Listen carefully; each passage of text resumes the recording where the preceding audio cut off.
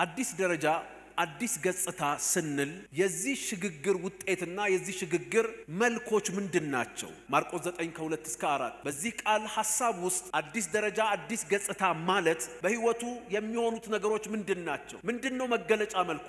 አንደኛው እዚያው ማርቆስ ምዕራፍ 9 ቁጥር 2 ላይ እንደሚለው ወደ ረጅም ተራራ ብቻቸውን አወጣቸውና በፊታቸውም ተለወጠ፣ ልብሱም አንጸባረቀ፣ አጣቢም በምድር ላይ እንደዚያ ሊያነጣው እስከማይችል በጣም ነጭ ሆነ እንደሚል የመጀመሪያው የአዲስ ደረጃ የአዲስ ገጽታ ሽግግራችን መለያ መልኩ መገለጫ ነገሩ የህይወትና የሁኔታ የመለወጥ ስፍራ ነው። ሃሌሉያ!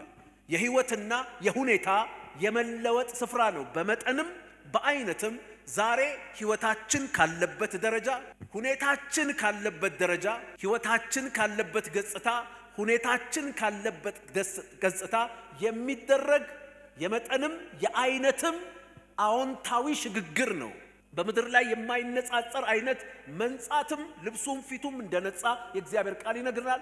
እንደገና አይነታዊ ብቻ ሳይሆን ደግሞ መጠናዊም እንደሆነ በጣም ነጭ ሆነ ይላል። ክብር ለኢየሱስ።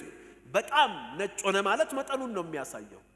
በመድር ላይ ሰው ከሚያነጻው በላይ ደግሞ ነጭ ሆነ የሚለው አይነታዊ ለውጥን ማንንም በመድር አይቶት ማያቅ ልዩ አይነት የሆነ ለውጥን እንደተለወጠ ህይወታችሁና ሁኔታችሁ በዚህ ደረጃ የሚለወጥበት ስፍራ ነው አዲሱ ደረጃና አዲሱ ገጽታ።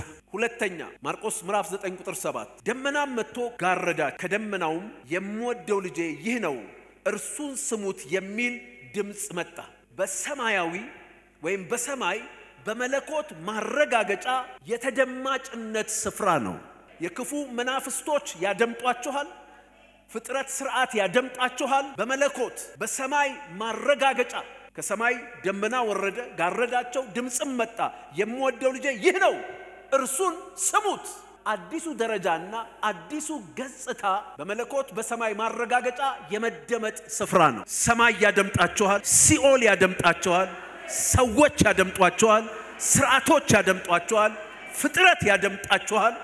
ሶስተኛው የአዲስ ደረጃና የአዲስ ገጽታ መገለጫ መልኩ የመፍትሄና የተጽዕኖ አምጪነት ስፍራ ነው። ለብዙ ዘመናት ያስቆጠሩ መፍትሄ ያጡ ችግሮች አይታችሁ እንደሆነ ይሄ ልጅ ከሕፃንነቱ ጀምሮ ከልጅነቱ ጀምሮ የሚያሰቃየው ተጽዕኖ ነበረበት። ደቀ መዛሙርቱ ሳይቀሩ መፍትሄ ያጡለት ችግር ነበረበት። ብዙ ዘመን ያስቆጠረ አንዳንድ ጊዜ እንዴት ያደርገዋል እንኳን ቢባል አንዴ እሳት አንዴ ውሃ እያለ ወጥ ያልሆነ ችግሩ እንኳን ሊገለጥ በማይችልበት ሁኔታ ውስጥ ያለ ነገር ውስጥ ነበር። ጌታ ኢየሱስ ክርስቶስ ከዚያ ለውጥ በኋላ ደቀ መዛሙርቱ ያልቻሉትን እሱ በመገኘቱና በቃሉ መፍትሄ እንደሰጠው ወደ አዲስ ደረጃ ይሄ አዲስ ደረጃና አዲስ ገጽታ የምንለው የመፍትሄና የተጽዕኖ አምጪነት ስፍራ ውስጥ ዘመን ላስቆጠሩ ውስብስብ ለሆኑ ችግሮች መፍትሄ የምንፈጥርበት ተጽዕኖ የምናመጣበት